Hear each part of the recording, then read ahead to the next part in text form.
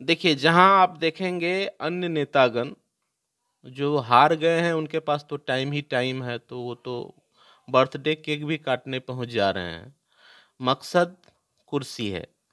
हमारे नेता जनाब अख्तरुल इमान साहब आप देखेंगे जब से वो जीते हैं, उनका एक भी काम आपको ऐसा नजर नहीं आएगा कि उन्हें आगे कुर्सी बरकरार रखने के लिए वो कर रहे हैं। अगर कुर्सी बरकरार रखने के लिए करेंगे तो वो भी बर्थडे केक काटने चले जाएंगे, वो भी शादी विवाह के जलसे में पहुंच जाएंगे। वो हर हाल में उस जगह तक पहुंचते हैं जहां लोग परेशान हैं, जहां लोगों के साथ वारदात हुए हैं, जहां लोगों को दबाया जा रहा है।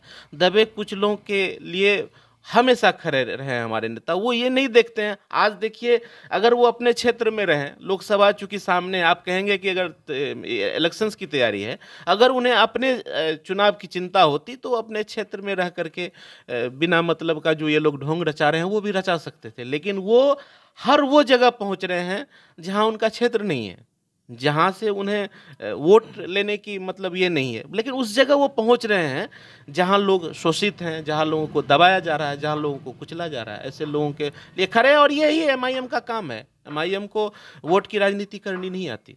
एमआईएम लोगों के लिए खड़े रहती है हमेशा, और हमेशा रहेंगे। आप देखेंगे कि आने वाले समय में भी हम चुनाव लड़ेंगे, क्योंकि राजनीतिक पार्टी है तो चुनाव लड़ना हमारा काम है।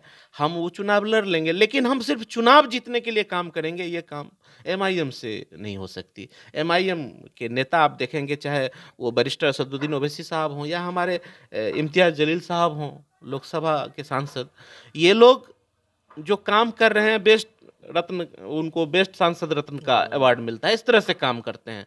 उनकी उपस्थिति देख लीजिए लोकसभा में। इसके बाद आप देख लीजिए कि जहां कोई समस्या खड़ी होती है वहां लोगों के, आमजनों के साथ खड़े हो जाते हैं।